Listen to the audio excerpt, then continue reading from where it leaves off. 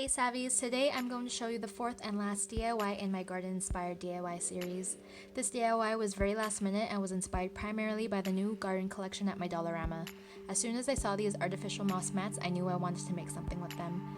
Initially, I envisioned using this backdrop to take photos with guests with, but it ended up being the perfect backdrop to a dessert table. What you'll need is a garden trellis, $3, artificial moss mats, $2 each. I needed 9 for a total of $18, zip ties from a previous DIY, and push pins from the previous DIY. First, you'll want to expand the garden trellis to be as wide as you want, depending on how many mats you bought. Since I bought 9, I wanted it to be a 3x3. Then you're going to lay your mats on top of the trellis to see if you've expanded it enough. Adjust depending on the size you want. I left a bit of the trellis exposed to give it that garden vibe. Once you have the size you want, remove the moss mats so you have only the garden trellis. On the trellis, look for the mechanisms that allow it to expand and contract. Using your push pins, pin each side of the wood to prevent it from expanding and contracting. Complete for all of the sides until it is stable. After pinning everything, I realized that I could have just used a hot glue gun and glued the wood to prevent the mechanisms from expanding and contracting, but I only had one glue stick left and needed it for this next step.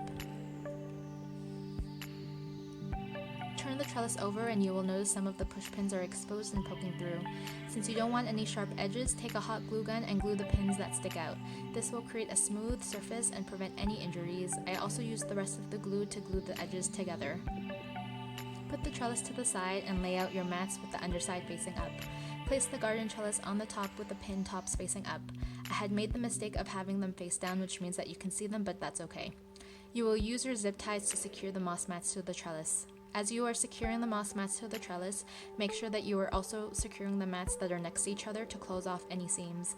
Use as many zip ties as you need. I ran out, so I had to be strategic in my placement, but if you have enough, I recommend using more. If you like, you can also use the leftover flowers from the rose gold wreath DIY by inserting them directly into the mats.